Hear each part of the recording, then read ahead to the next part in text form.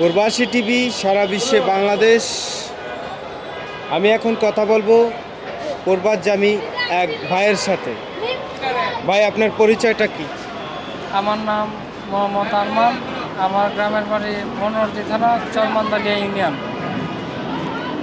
আপনি কোন দেশে যাচ্ছেন? আমি দুবাই যেতেছি। দুবাই কি এই প্রথম যাচ্ছেন?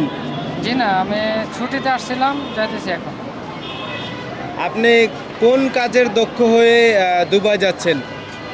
আমি 2010-এ প্রথম গেছিলাম ট্যাক্সি কোম্পানিতে। তারপরে দীর্ঘদিন ট্যাক্সি চালাচ্ছি। এখন কোম্পানি চেঞ্জ করে একটা রেস্টুরেন্টে কাজ করেছি আর কি। আপনি কি রেস্টুরেন্টের কাজ জানেন? না, আমি একটা ড্রাইভিংয়ে আছি, ওই রেস্টুরেন্টের ড্রাইভার হিসেবে এখন নিয়ে যেতে আছি আর কি। মানে ড্রাইভিং বিষয়ে যাচ্ছেন জি দুবাই? জি, ড্রাইভিংয়ে। কত বছর ছিলেন দুবাই? দুবাই আমার 2010 থেকে এখন 2024-14 বছর আর কি চলতেছে। আচ্ছা, দুবাইতে সুযোগ সুবিধা কীরকম যদি বলতেন একটু। দুবাইতে যারা ডাইরেক্ট কোম্পানি বিষয়ে যায় এদের জন্য ঠিক আছে। আর যারা এখন অনেক লোক আছে যাদের শুধু কাগজে পত্রে কোম্পানির নাম আছে কিন্তু বাস্তবে কোম্পানি নাই, এদের অনেক কষ্ট। কাজ নাই, ফুটপাতে থাকে, পার্কে ঘুমায়, অনেক কষ্ট। আর যারা অরিজিনাল কোম্পানিতে যায় তাদের আল্লাহর মতো কোনো সমস্যা হয় না এই আর কি। যারা কোম্পানির বিষয়ে যায় তাদের কোনো সমস্যা হচ্ছে না আর কি। জি জি, অনেক লোক দালালের মাধ্যমে শুধু নামে কোম্পানি, বাস্তবে কোম্পানি নাই, এদের অনেক প্রবলেম। এদের আমি নিজেও অনেকের হেল্প করছি। কাজ নাই, থাকার জায়গা নাই, খাওয়ার জায়গা নাই, অনেক কষ্ট। বাংলাদেশ আমার নরসিংদী জেলা, মনোহরদী থানা, চরমন্দালি ইউনিয়ন। মানে আপনি যে প্রথম দুবাইতে গেছেন, আপনি কি কোনো সমস্যার সম্মুখীন হয়েছেন? জি জি, আমি নিজে অনেক সমস্যার সম্মুখীন হয়েছি। আমি প্রায় 9 মাস আমি বসা ছিলাম, কাজ ছিল না। 9 মাস আমার অনেক কষ্ট করতেছি।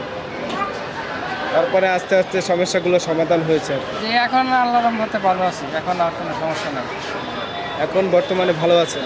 আলহামদুলিল্লাহ, এখনও ভালো আছি। আচ্ছা, নূতন যারা দুবাই যেতে চায় তাদের উদ্দেশ্যে যদি কিছু বলতেন।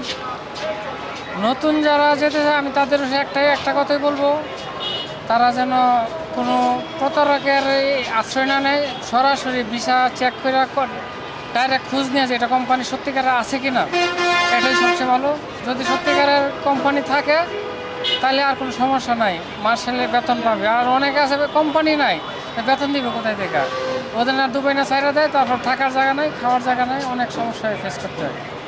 কোম্পানি থাকলে অবশ্যই মাস পার হলে বেতন পাবে কাজ করলে। আর প্রতারণা শিকার না হলে ঠিক আছে। আর যদি এমনি কোনো আত্মীয়র মাধ্যমে যায়, দেখা গেছে কোম্পানি নাই, কাজ নাই, তাদের অনেক সমস্যা। যাওয়ার সময় আমি একটা কথা বলবো, যাতে ভালো করে যাচাই করে যায় এটা সত্যিকারের কোম্পানি আছে কিনা। এখন প্রতি জায়গায় আত্মীয় স্বজন আছে, খোঁজ নিয়ে যাতে দেখে যে সত্যিকারের আছে কিনা, এটাই। আচ্ছা, আপনি কি জানেন বিদেশ যেতে হলে যে কোনো কর্মদক্ষতা মাধ্যমে যেতে হয়? হ্যাঁ, এটার একটা বিষয়, যদি আপনি কাজ জানা থাকে আর এই কাজের যেই কাজ আপনি জানেন এই কাজের বিষয় যদি হয়, তাহলে অবশ্যই আপনার ভালো ফ্যাসিলিটি পাবেন, বেতন ভালো পাবেন। আর দেখা গেছে আমি কোনো কাজই জানি না, তাহলে আপনি ওইখানে গেলে বেতন একদম অল্প হবে।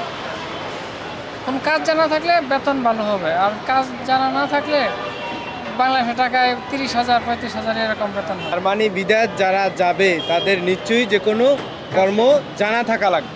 আমি আপনার সাথে একমত।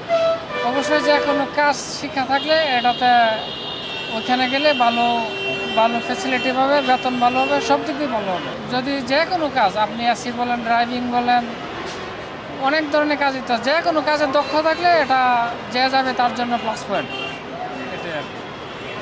আপনাকে অসংখ্য ধন্যবাদ। প্রবাসী টিভি এটাই বলবো যে আপনারা প্রবাসীদেরকে নিয়ে এইভাবে জানাইতেছেন যে কাজ শিক্ষা যাওয়ার জন্য, আপনাকে অসংখ্য ধন্যবাদ। আর যারা দেখবে অবশ্যই তারা এই বিষয়টা অবগত হবে যে কিছু কাজ শিখা যাইতে হবে, না শিক্ষা গেলে সমস্যা। আপনাকে অসংখ্য ধন্যবাদ। ধন্যবাদ। প্রবাসী টিভি সারা বিশ্বে বাংলাদেশ, শাহজালাল ইন্টারন্যাশনাল আন্তর্জাতিক বিমানবন্দর ওভারব্রিজ থেকে আমি মোহাম্মদ শাহিন মাঝি, প্রবাসী টিভি সারা বিশ্বে বাংলাদেশ।